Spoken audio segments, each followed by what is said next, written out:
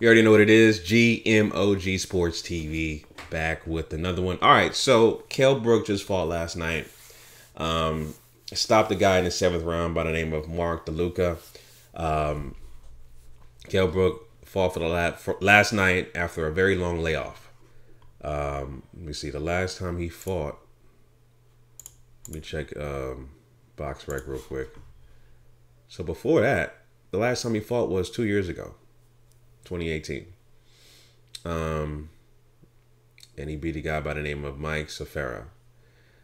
So he made his debut, you could say, basically after two-year hiatus.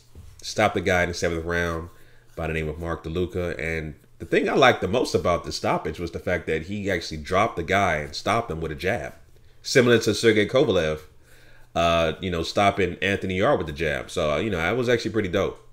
Utilizing his jab. I will say this, I'm not the biggest Kell Brook fan. I do give him respect and props on the stoppage win. And 154, the weight class he's in, is a very unpredictable weight class because really, 154, you just had a guy, you just had a guy who just became a unified champion, right? Who beat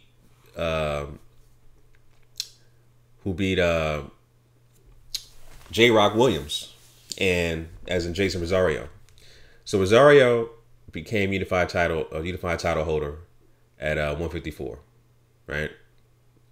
Beat J. Rock Williams, and the champs you have right now, of course, you got Jason Rosario, Jamal Charlo, all right, and you got WBO title holder Patrick Teixeira, if that's how you pronounce his name. 154 is a very unpredictable weight class.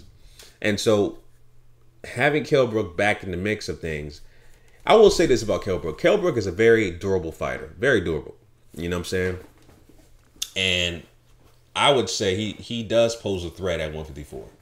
I'm not saying he'll beat all the top guys, but I'll say he's a threat. The reason why I say he's a threat because 154 is a very, like I said, it's a very competitive weight class where titles change so frequently, and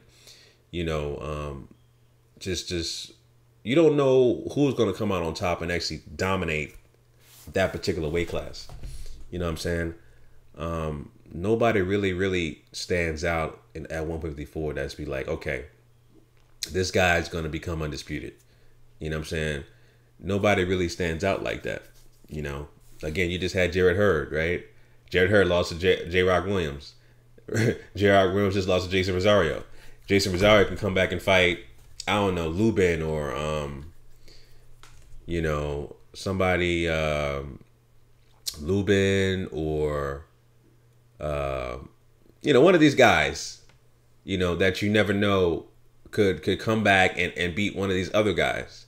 You know what I mean? And become a title winner. So like I said, it's just a very unpredictable weight class, 154. Titles change so frequently with this weight class, but I would say, like I said, that Kell Brook is definitely a viable threat. At 154. Tony Harrison, just came off a very close loss against Jamal Charlo. You know what I'm saying? So these guys can change titles very frequently at 154. And the guy that Kell Brook beat, Mark DeLuca, ain't no slouch. He was a top 10 contender at the WBA. He had a decent record, 24 and at the time he fought Kell Brook, he was 24-1. So decent record, you know what I mean? Decent record. And he was a top 10 contender. So, not like he wasn't a complete bum, And Kell Brook did stop him with the jab. I like to see him mix it up a little bit more, attack the body more and stuff like that. But like I said, I think, Kell Brook is definitely a viable contender at 154. So, all right. So, like I said, those are my thoughts on that, family. Leave your comments down below. GMOG Sports TV. You already know what it is. Signing out. Peace.